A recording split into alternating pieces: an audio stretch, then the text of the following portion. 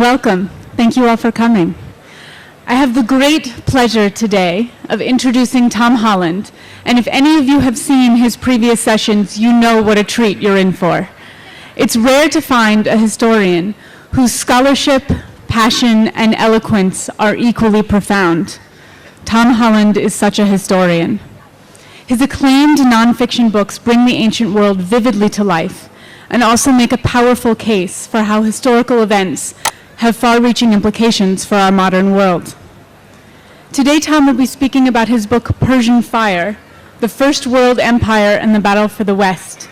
It's a history of the Greco-Persian Wars, and it won the Anglo-Hellenic League's prestigious Runciman Award and was also included on numerous Best of the Year lists.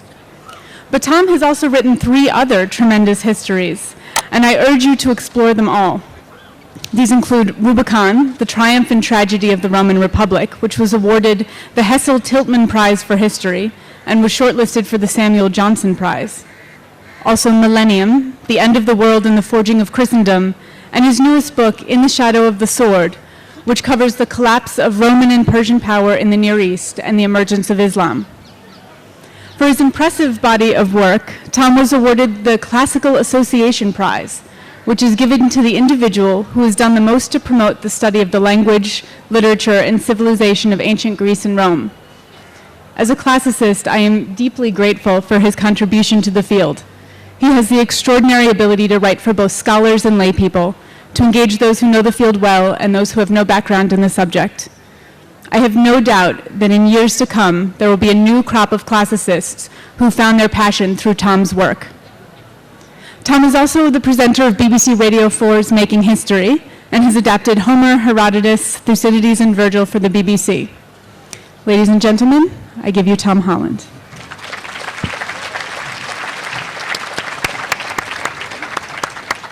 Thank you very much, Madeline. Thank you very much for the invitation to this amazing festival at this amazing city in this amazing country.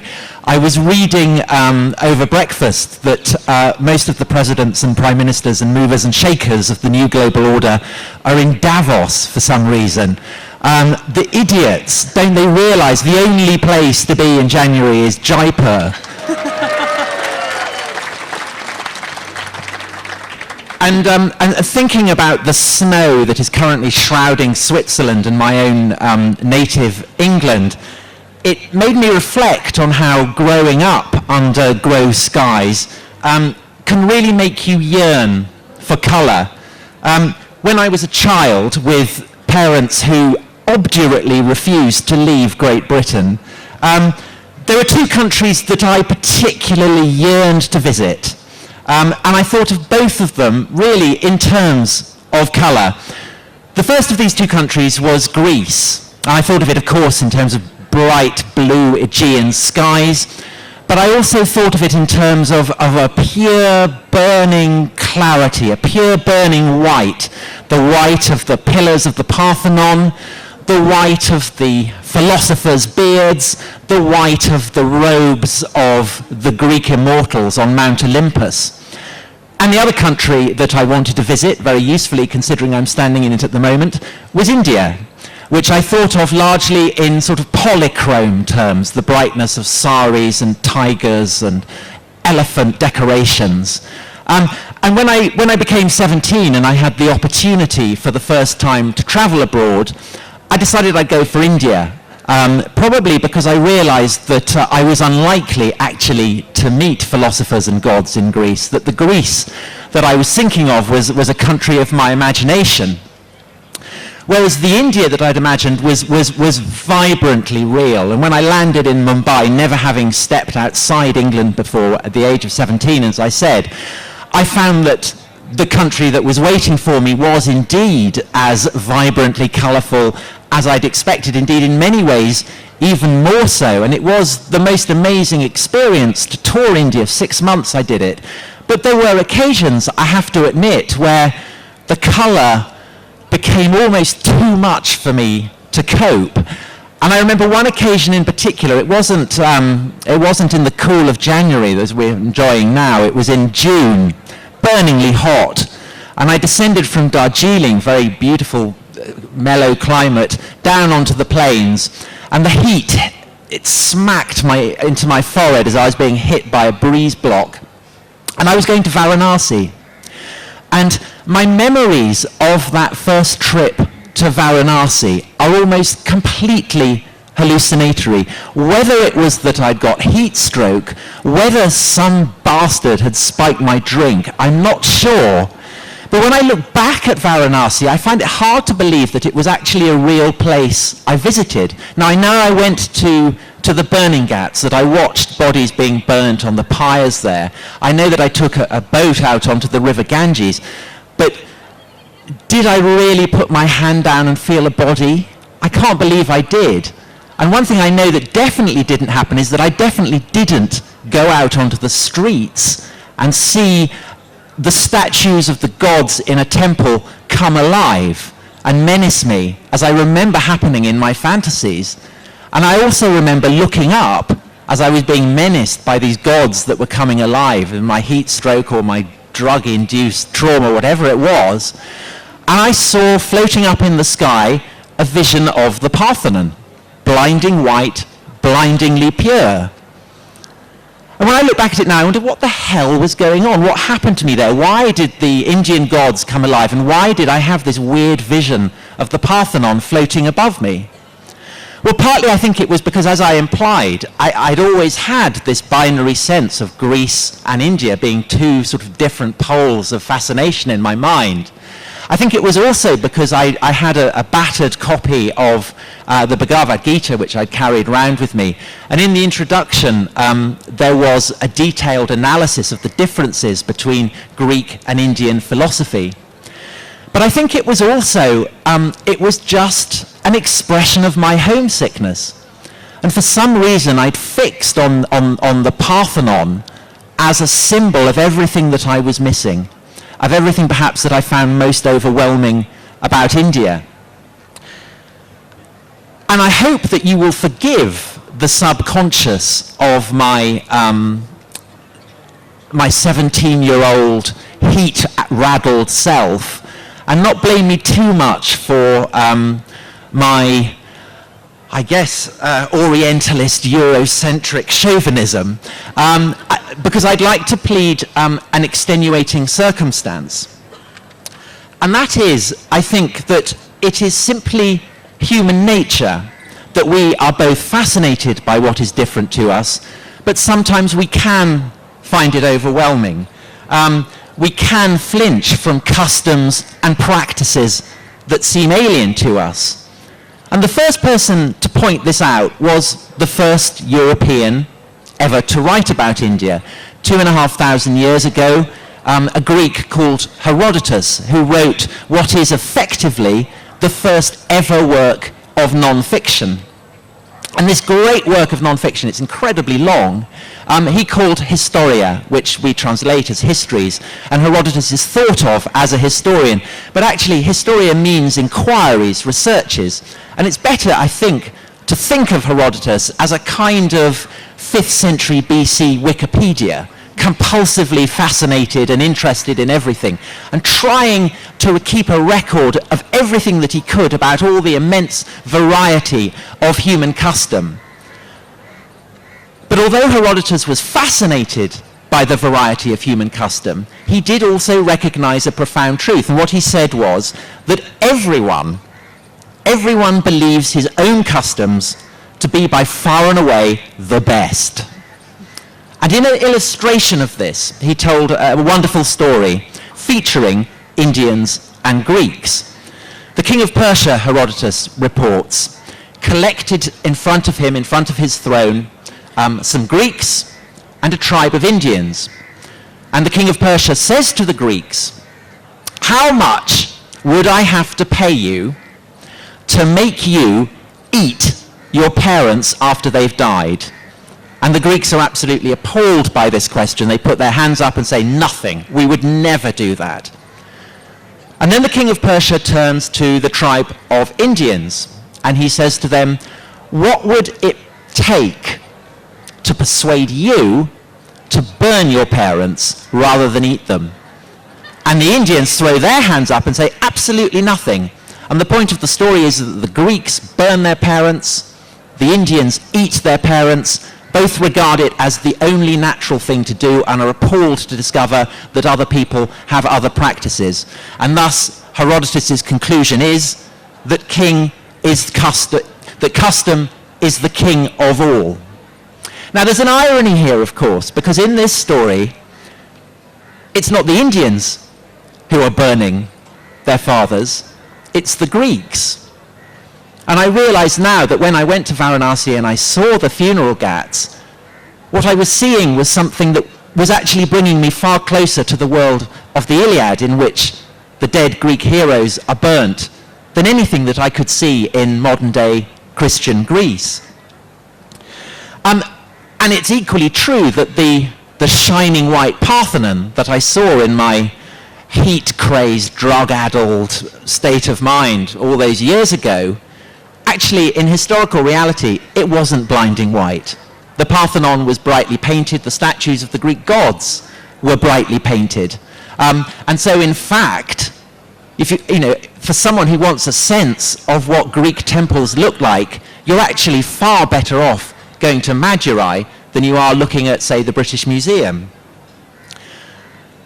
And in essence, for me, that is the fascination, particularly of ancient history. It's like the fascination of travel. It's the sense of excitement that comes from dislocation, from realizing that the past is actually much stranger, much more compelling, much more unsettling, perhaps, than you initially want to think.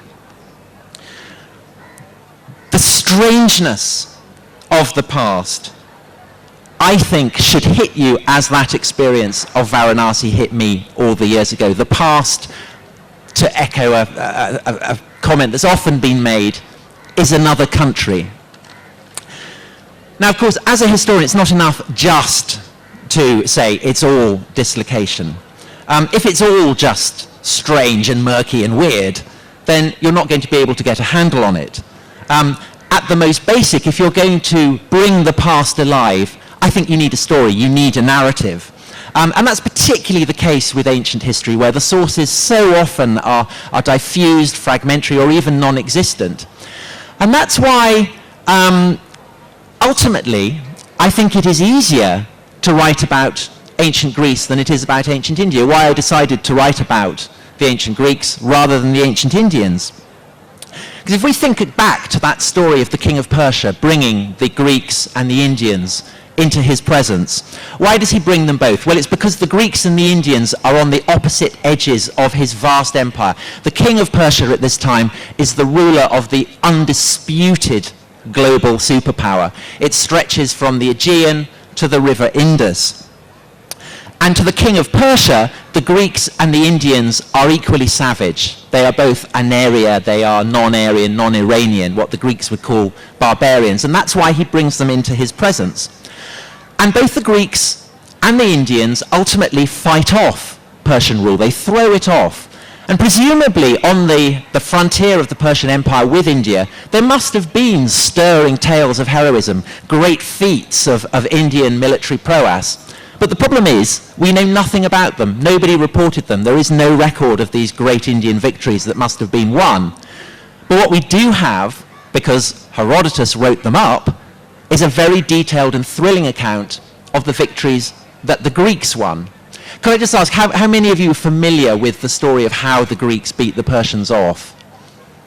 Okay, well, I'll spell it. It's basically the most thrilling story in the whole of history. I'll go out on a limb with that. It's even more fascinating than the first Afghan war. And the reason for that is that essentially it's the ultimate story of the small guy taking on the big guy and winning. Persian Empire, the big gorilla in the geopolitical jungle of the 5th century BC, decides he's going to crush Greek independence. An expedition is sent to destroy Athens. This is defeated at Marathon, And the fame of Marathon reverberates so powerfully throughout the ages that even tomorrow, I gather, here in Jaipur, you will be holding a marathon in commemoration of the Athenian runner who went from the battlefield back to Athens to announce the news of the spectacular victory and then died after having revealed the glad tidings. 10 years later, the king of Persia himself, Xerxes, king of kings, leads an enormous task force to wipe out to conquer Greece, to absorb it into the Persian Empire. They annihilate a Greek army that heroically holds out at a pass called Thermopylae. There's a great naval battle at an island off Athens called Salamis, in which the Persians are defeated. The following year, the Greek army meets with the Persians. The Persians are defeated, Greece is free, and the Greeks and then subsequently Europeans like Byron never stop going on about it, and here I am going on about it still. So it's a victory that reverberates down the ages. And as I say, it is a completely thrilling story. So even though the world of the 5th century is very weird, very remote from us, the basic narrative is a thriller and enables us to get a purchase on it. And the ultimate proof of that, I like to think, is that the research for Persian Fire enabled me to do what I hadn't done when I was 17, which was to go to Greece for 6 months. And I went with my wife and my 2 small children. It was just before they were due to go to school. And this set me a particular challenge because my elder child was a girl. And although, as I've said, it's a completely thrilling story, the one problem is that it's not a very girly story. There's not a huge number of roles in it for small girls. But having said that, there is one small girl who has a starring role in the story. And she has a role which is right at the beginning of the tensions that will result in the great clash between Greeks and Persians. And it takes us back to the very beginnings of this. The year is 499. The Greek cities in Asia Minor, what's now the Aegean coast of Turkey, have been conquered by the Persians about 60 years before, and they decide that they want to revolt. But you don't take on the Persian Empire without getting a bit of support. So they look to mainland Greece to try and get some support there. And the leader of the projected Ionian revolt, a man called Aristagoras, takes a ship and heads to the main military superpower in Greece, a ferociously heroic, ferociously muscle-bound, well-oiled, and to be frank, faintly pervy city called Sparta. And Aristagoras turns up in Sparta and goes to the king of Sparta, a man called Cleomenes, and says, look, how about it? Why don't you come and join us? And rather to Aristagoras' surprise, Cleomenes turns around and says, you have to be joking. We're not going there. And Aristagoras assumes that he's being stung for a bribe. So he follows Cleomenes, raising his price, raising his price, raising his price. And by the time Cleomenes has gone back into his house, the price has gone so high that it looks as though Cleomenes is about to give in and pocket the bribe and take Sparta to war. At that moment, a little voice pipes up. Daddy, this evil man is out to corrupt you. Send him away. It's the authentically priggish, the authentically precocious voice of Spartan girlhood. Gorgo, Cleomenes' little girl. And Cleomenes is shamed, sends Aristagoras packing. Aristagoras goes to Athens, persuades the Athenians to back him. It all goes tits up. That's why the Persian king decides that he's going to go and attack Athens, and that results in the Battle of Marathon and so on. Now, in the account of the Persian War that I gave my daughter, I slightly inflated the role that Gorgo played in the Persian Wars to try and keep her interest. So when, for instance, the Persians attack the Athenians at Marathon, famously the Spartans do not go. They stay behind and they turn up late. In the account I told my daughter, there was one Spartan at the Battle of Marathon, Gorgo. At the Battle of Thermopylae, the Greek army there is led by the Spartan king and 300 heroic bodyguards. They stand there and die heroically. All but one are completely wiped out. In my version, there were actually 2 Spartans who survived. Yeah, you've guessed it, Gorgo. And at the Battle of Salamis, the great naval victory where the Greek fleet led by the Athenians defeat the Persian fleet, according to Herodotus, it was the Athenian admiral who sent disinformation to the Persian king, which persuaded the Persian king to send his ships into the narrow straits of Salamis, which counteracted his weight of numbers and enabled the Greeks to win. But in my version that I told my daughter, it wasn't the Greek admiral who did it, it was Gorgo. And so as a result of this, I'm proud to say that, that my daughter got quite into Gorgo. And we were visiting a museum, and she looked and saw the statue of a woman in full armor, and she pointed and said, "Oh, look, it's Gorgo." And I hope she's a long way away and won't know that I'm about to do this, but I'm going to show you the drawing that she then did of this statue that she had thought was Gorgo. Is it coming up?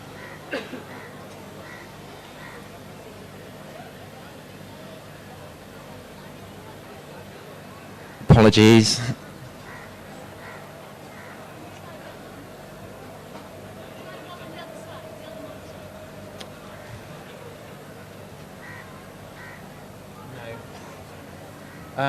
Is there anyone technically able to help me here? The power of the oral tradition is...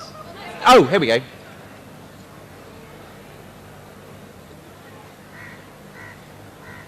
Okay, so there we go. So that was the drawing. And very good it is too, I think you'll agree. Except that it should be pointed out that just as you can invariably tell an Indian god or goddess from the clothes she wears, her various appurtenances, same is true of the Greek gods. And this is a Greek goddess. The armor, the owl, it's the goddess Athena who gave her name to the city of Athens. And there's a sort of irony in the fact that my daughter mistook Athena for a Spartan princess because we were standing in a place that had been constructed in large part as a huge V sign raised by the Athenians in the direction of the Spartans, because we were on the top of the Acropolis in the Acropolis Museum, which was up there at that point. And the whole of the Acropolis, which was redeveloped after the Persian Wars, was designed as a huge statement by the Athenians that we are absolutely brilliant. We are the ones who won the Persian Wars, the Spartans aren't. The Parthenon itself is basically designed as a war memorial to the dead of Marathon. And as you went up to the Acropolis, there was an enormous statue of Athena holding a spear, and you could see the glint of the tip of the spear miles out at sea. And the gaze of Athena was turned towards the Straits of Salamis, where the Athenians had played the leading role in defeating the Persian fleet. And it's a tribute to the power of the Athenian myth that to this day the Parthenon stands as the great symbol not just of Athens but of ancient Greece as a whole. So they did their work well, but not comprehensively, because it set in the balance the Spartans also had something to offer. And this wasn't architectural. The Spartans didn't bother with sort of buildings. They regarded that as a waste of time, as effeminate, kind of thing the Athenians would do. What the Spartans went in for were bloody tales of heroism. And above all, the memorial that they could place in the balance against Athenian achievement was the Battle of Thermopylae, which I mentioned earlier. This heroic victory in which essentially 5,000 Greeks, led by 300 Spartans, commanded by a Spartan king, had stood in the pass of Thermopylae and had held out for 2 days. Then the pass had been turned. The Persians had come down in their rear. Most of the Greeks had retreated, but the Spartan king and his 300 stayed where they were and were slaughtered. And this became a sort of model of martyrdom. It's almost the equivalent of suicide bombing. It's that degree that you sacrifice yourself in a greater cause, and that by sacrificing yourself, you energize and inspire subsequent generations. And that is indeed what has happened. This is basically as close to Bollywood epic as Hollywood gets. I don't know if many of you have seen it, but it's a film called 300, about the 300 Spartans and their death. And it demonstrates that the sort of muscle-bound enthusiasm for Sparta is still alive and kicking even into the 21st century. And there's a sense in which you could almost say that the Spartans have actually beaten the Athenians, because Hollywood has not made a film about Marathon and has not made a film about Salamis, but it has made a film about Thermopylae. And the irony, of course, is that actually Thermopylae was a defeat. And so the way in which we remember Thermopylae, it's an example, a rare example, of the defeated writing the history.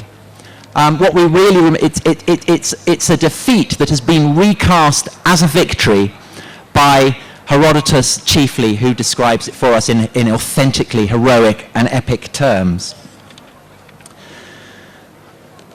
Which I think begs an interesting question. How would the Persians have cast it? How would a Persian spin doctor have framed it? How would a Persian filmmaker have filmed an equivalent to 300? And I think that the Persians would have made the justifiable point that actually the defeat at Thermopylae, which the Spartans cast as heroic, in the opinion of the Persians, it was a thumping victory. To clear a pass occupied by heavy infantry in 2 days, to wipe out 300 of the feared Spartans, to kill their king, this is a stonking victory. And it's a reflection of the fact that actually the Persians were very proficient in mountain warfare. The Greeks tend to imply the fact that the Persians go around the pass is sort of cheating. But the Persians knew it wasn't cheating. The Persians knew if you have to force a pass, of course you go round the side. That's what they do. And they did it very effectively. But the problem is that that perspective has not been given to us, because we have no Persian account of the Battle of Thermopylae. We have no Persian account of the Greek wars at all.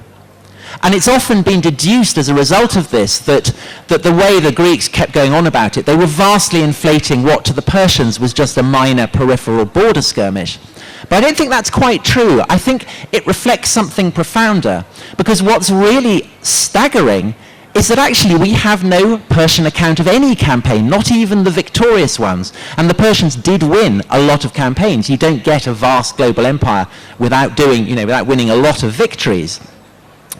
And so again, you might turn around and say, well, history, it's a Greek word, it's all sort of intriguing, because the Persians are actually heirs to traditions of bigging up victories that are very, very vital in the ancient Near East. The Persians are the heirs of the Assyrians, and there was nothing the Assyrian kings enjoyed more than having sculptures and reliefs and cuneiform accounts in which they get to win spectacular victories and pile up huge great mountains of heads and impale their enemies. And we have these, and we know that this was a living tradition still in the Near East, and yet the Persians seem to have turned their back on it, and there seems to have been something very deliberate about it. The Persians basically did not do history. And that begs the intriguing question, why did the Persians not do history? And I think that if we answer that question, then we arrive at a crucial understanding of what made them tick. And we also get to the heart of a legacy that continues to shape world politics into the 21st century, and incidentally helps to explain why this tent is called Google Moogle, but I'll come to that later. So to answer this question, why did the Persians not write history? I'm going to come to the one exception that proves the rule. I hope it will come up. Yeah, it's this. This is an inscription carved on a mountain in the Zagros Mountains on the western flank of Iran called Bisitun. And it is a historical document of absolutely key significance. It was carved in around 521, 520 by the greatest Persian king, the supreme political genius in Iranian history, a man called Darius. And it's the measure of Darius' celebrity that he is the king who is name-checked by Herodotus in the anecdote about the Greeks and the Indians and what they do, the funerary practices with which they dispose their parents. Now, Darius is essentially the man who sets the Persian Empire on such firm foundations that it will last for 200 years and provide essentially a model for how to administer an empire in the Middle East that continues right the way up until the final collapse of the Ottoman Empire in the early 20th century. And Darius really, really wanted this inscription to survive. The reason that we can still see it is because it's carved way up on the side of a mountain, and the cliff is overhanging, so it's almost impossible to get at and to face. There are also traces of an identical inscription have been found in Babylon and in Egypt, and presumably it must have been placed elsewhere in the Persian Empire as well. So this is a story that Darius really, really wanted to get across. And what makes that all the more fascinating is that it takes us back to the origins of the Persian Empire. And the Persian Empire is founded in the early 6th century by an extraordinary man called Cyrus, who inherits, at the time, Persia is a tiny backwater, part of another empire, the Empire of the Medes. Cyrus overthrows the Median Empire, and then he just basically goes rushing around the Middle East, annihilating every enemy he can find absorbing them into his empire. And after he's defeated them, he then treats his defeated enemies with immense tolerance. He doesn't try and humiliate them. He tries and gets his defeated leaders to sign up to his rule. And part of the way in which he does that, for instance, famously, is that he allows the Jewish exiles to go back to the Promised Land, which is why in the Bible Cyrus is commemorated as the Messiah, which is pretty good. However, the big question when Cyrus dies is, will the Persian Empire survive, or will it collapse? And Cyrus has two sons, and this is often bad news for new dynasties, because sons like to sort of fight each other. So what Cyrus does, very clever, the eldest son, Cambyses, becomes the new great king, inherits the kidderis, the fluted tiara of Persian royal power, and the younger son, Bardia, is given a semi-royal title and effective control of all the eastern provinces, which probably didn't quite include Jaipur, but certainly included Pakistan, you'll probably all be glad to hear, and Afghanistan even. So Bardia goes off to rule Pakistan, as was. Cambyses, proving himself very much a chip off the old block, goes off and conquers Egypt. And although he initially is very triumphant and wins a storming victory, it all goes a bit Afghanistan on him. They've won, but then they end up bogged down. And Cambyses is stuck in Egypt for a long time.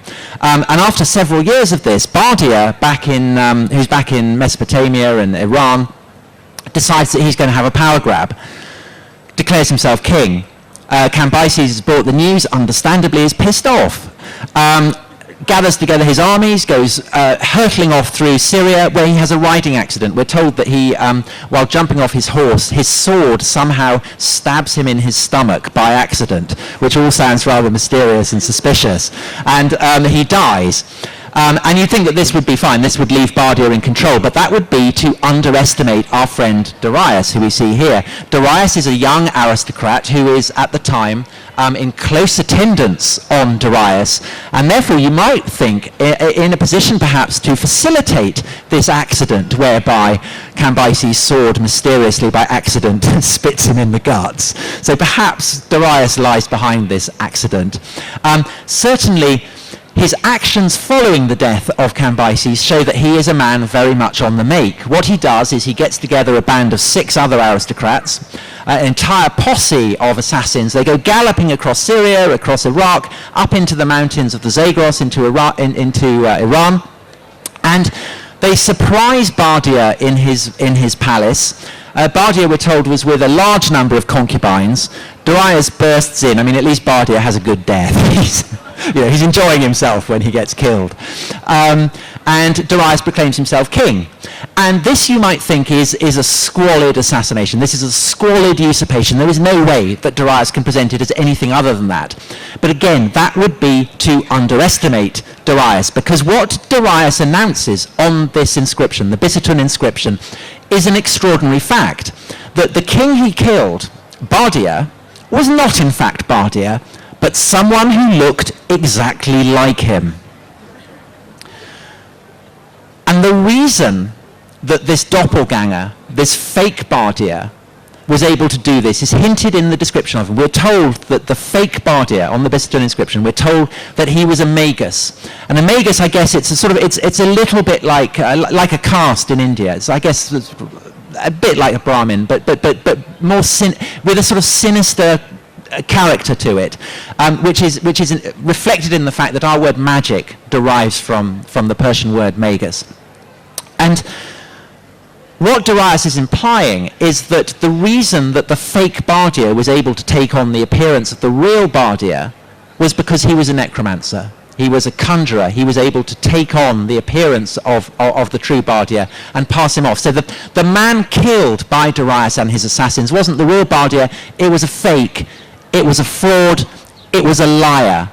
And that, of course, is to cast Darius not as an assassin, not as a usurper, but as a defender of the truth.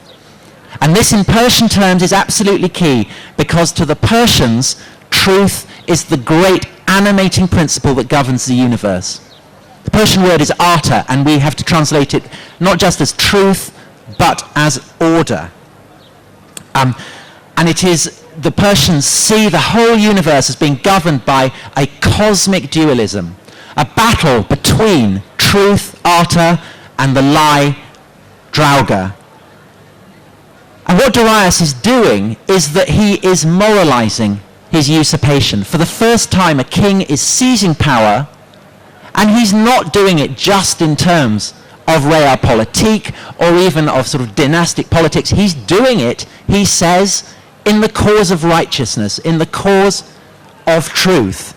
He is the lieutenant of Ahura Mazda, the supreme, the great, the good god of the Persians, and he is a holy warrior. He is the first king in recorded history to promise his followers that if they die, they will go to heaven. And he's the first king, which he does on the Byzantine inscription, to condemn the followers of another god for following that foreign god.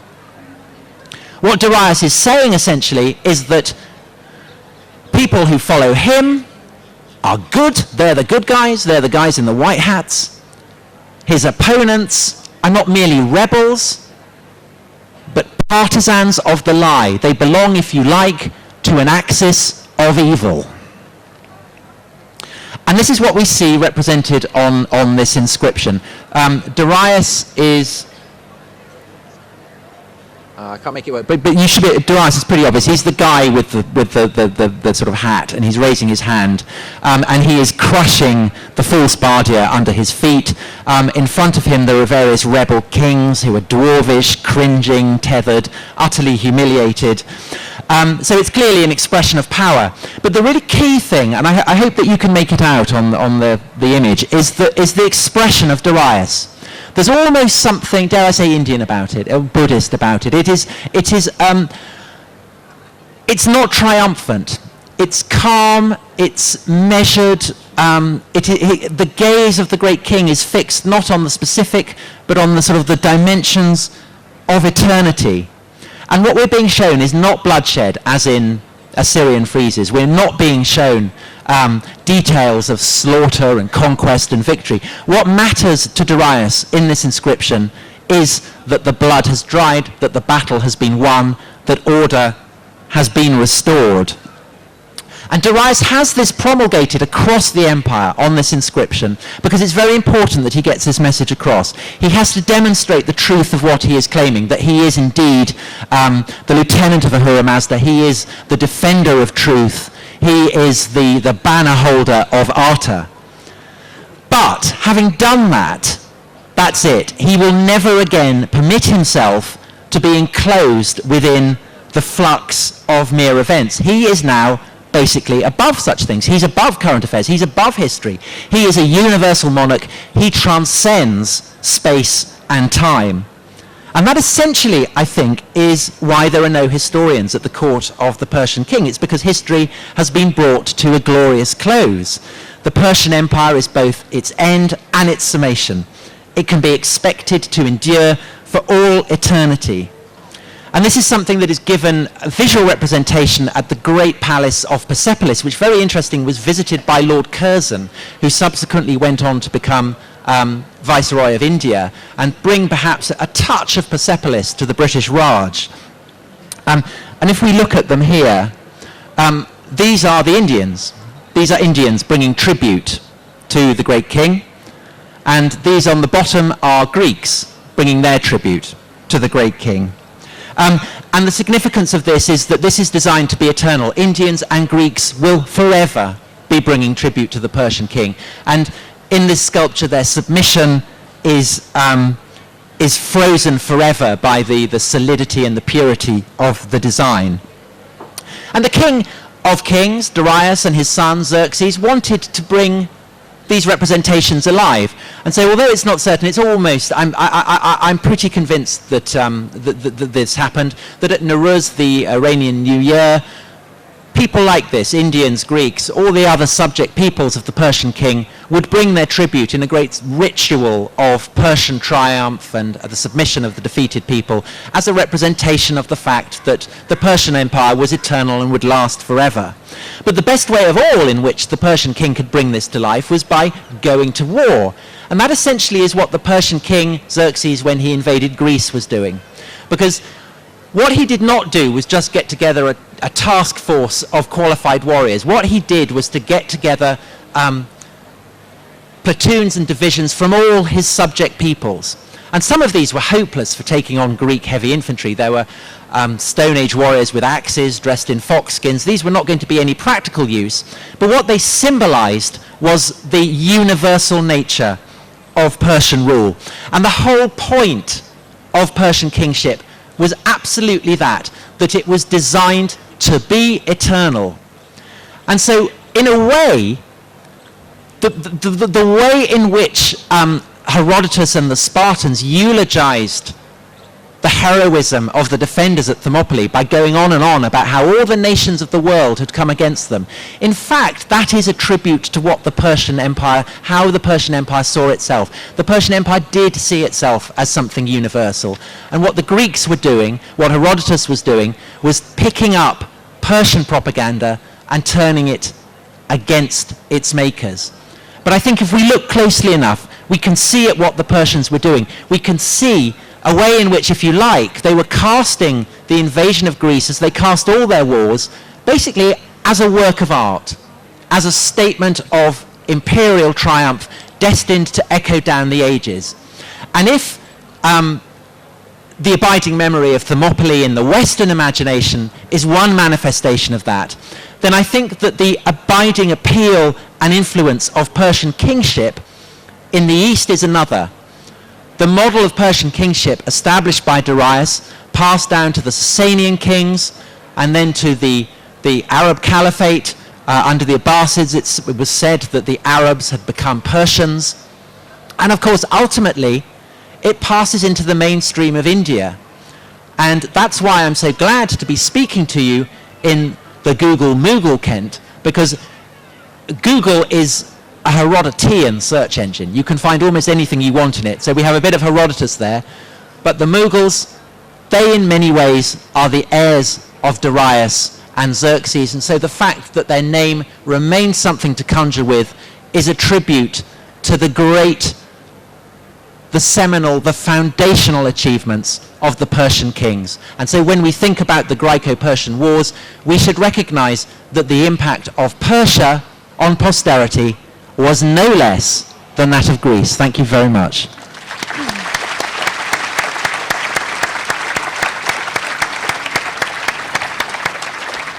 Tom, thank you so much for that. We're going to go right to questions. So I think there will be people coming around with microphones, and do keep them as succinct as possible so we can get to as many as possible. Yes, have we got any questions? Looks like there's someone, gentleman in the hat. Oh.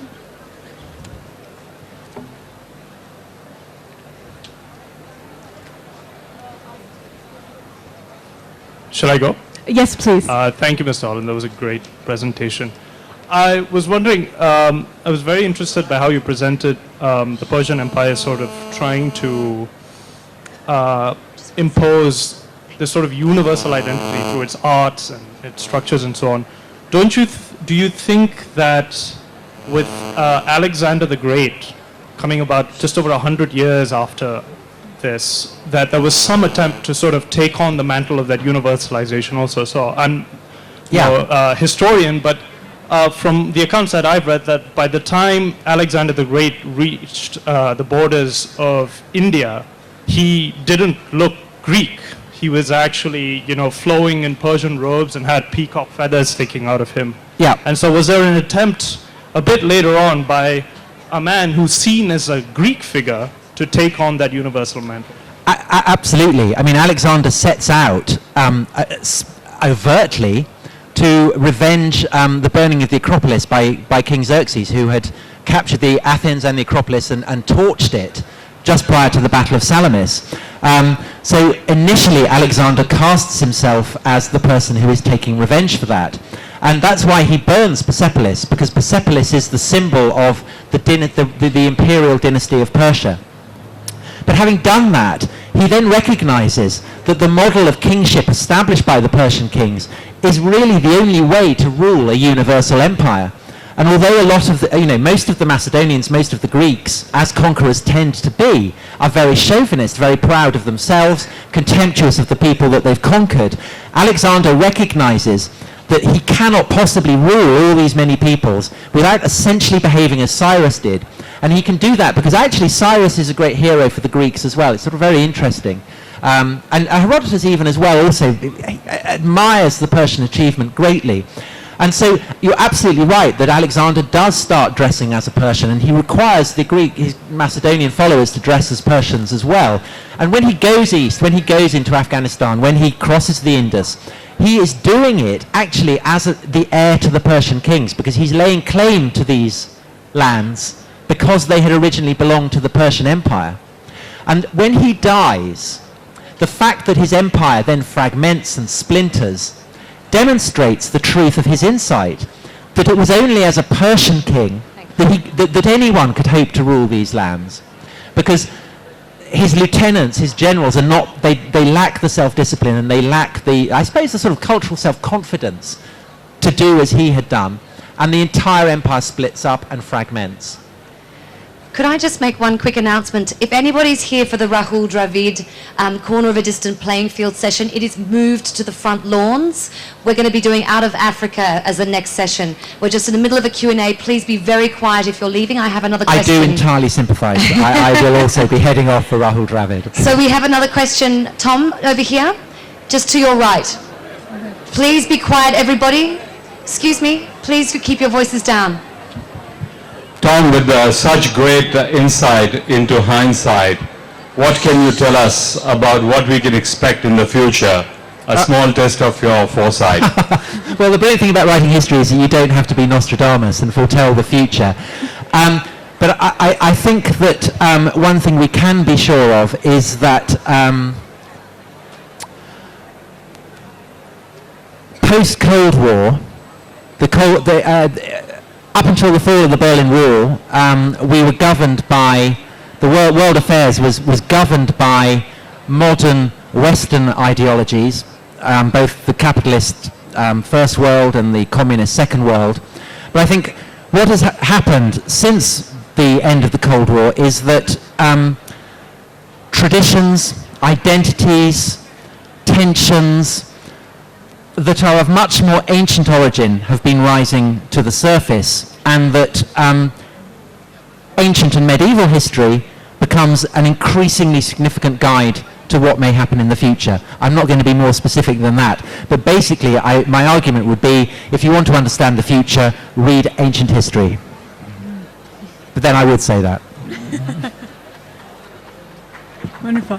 It looks like there are some questions over here. I have a question. Oh, wonderful. Great. Yeah, sure. You talked about that the Persians, the war they fought, there are no accounts for it because their empire was universal, and the idea that it is universal, you don't have to write about it. What about the Indian wars? They must have fought in Afghanistan. Why exactly you think that the accounts of those wars are not written? Well, I think it's because everybody who rebels is a sort of stereotypical generic rebel. So there's an inscription of Xerxes in which he describes capturing a city of rebels and burning it and purging it of divers, which has the same meaning in ancient Persian as in Sanskrit. It means devils or gods who are on the demonic side. And historians had often wondered, what's this a reference to? Is it Babylon rose in rebellion under Xerxes? Egypt did. Perhaps it's a reference to the Acropolis. Who knows? But I think it's now generally accepted that this inscription is not referring to a specific event. It's referring to all rebels. All rebels who rise will be treated in an identical way. And So the reason that we have no Persian accounts of wars against on the Indian front is simply that they were not interested in the specifics of Indian rebellion. They were just rebels, full stop. Okay, we have one more question to your right. Just a lady here. Can you see us on this side of... Oh, no. Okay. Shivani, have you got another question over there? Or we have time for one last question. Looks like there's some over here on the side. I don't know if Shivani, over here. Oh. We have a question at the back. Tom, what do you think was the Greek secret weapon or weapon that actually enabled them to defeat the Persians in these 2 or 3 battles that you've named? Well, I think there are a number of factors. I think that that actually the most interesting contemporary analogy would be with NATO's campaign in Afghanistan, which likewise is it's a superpower invading what it regards as a remote, uncivilized and mountainous backwater, and finding that the resistance is much more complicated than they had thought. I think that Greek military equipment was better, but I also think that the Athenian admiral, who I referenced in the story I placed him with Gorgo, actually he's a guy called Themistocles, and he's the Odysseus of Greek history, and he is the most brilliant strategist in the ancient world, and he persuaded the Athenians to build a fleet that was of sufficient stature that, combined with his tactics and strategy, enabled the Persian fleet to be defeated. And once the Persian fleet had been defeated, it was going to be very difficult for the supply chains to stay open. And also the fact that the Persian king had come with this vast array of subject peoples, I mean, it made him look brilliant, it made him look great, but there was also a huge problem with supplying. I mean, how do you feed all these people? And Greece is not a rich land, it's not a fertile land. And essentially, I think that the Persians were defeated by logistical overstretch, by bad luck, and by Greek tactical acumen. It seems that we've ignored a few people over this side, and I do apologize, but we're going to have to wrap up with one last question, and this gentleman assures me it's a short one. Alexander arrived in India, as you said. Here, sir, on your left. Hello. Yeah, 10 o'clock. And he met a naked wise man sitting on a rock. And he said, "What are you doing?" And the naked wise man said, "I'm experiencing nothingness." And he asked Alexander, "What the hell are you doing?" He said, "I'm conquering the world." And they both laughed at the stupidity of each other. Somewhere along your narrative, I felt that there was an undercurrent, if you like, of this East versus West. If you could quickly comment on that, and then just tell me what was the religious belief of Darius. Was it Zoroastrianism? Thank you. Okay, those are not easy questions. I think that the notion of East and West, of Europe and Asia, of a Greek world and a barbarian world, is one that Herodotus forms, and it emerges out of the Persian Empire. And it's one of the reasons why Herodotus is so influential, is that notion of Europe and Asia being separate continents, separate cultures, separate spheres of influence, is one that has proved incredibly abiding and is part of just everyone's mental furniture. Darius's religion it's difficult to be certain. He almost certainly wasn't what we would now recognize as a Zoroastrian, but I think he was a sort of proto-Zoroastrian. I think that Ahura Mazda is the god who goes on to become the god of Zoroastrianism, and we can see elements of this Zoroastrian notion of the world being a battleground for good and evil is absolutely present in his understanding of the world. But unfortunately, we lack the sources to be really any more certain than that. But I think that the key fact about his religious belief, which is the one that we can be confident about and which has an incredibly fruitful future, is the notion that you can moralize your own imperialism and that of your enemies, and you can cast the process of conquering other people as being not just about a land grab, but as being about the will of the force of good. And that is something that will obviously influence Christian and Muslim empires long into the future. I think we're going to have to wrap it up there. I do apologize to those that didn't get their questions answered. A round of applause for our wonderful Tom Holland and Madeline Miller. Thank you. And we'd love to present you with a scarf of thanks, and also invite you, if you're up for going to the author's signing desk for any final questions, any signatures, photographs, if you'd like to ask your question, sir, please go to the author's signing desk. And for anyone who's come for Rahul Dravid and the team for the distant playing field, it's at the front lawns. It's not here. Make a move to the front lawns. We've got the Out of Africa session here.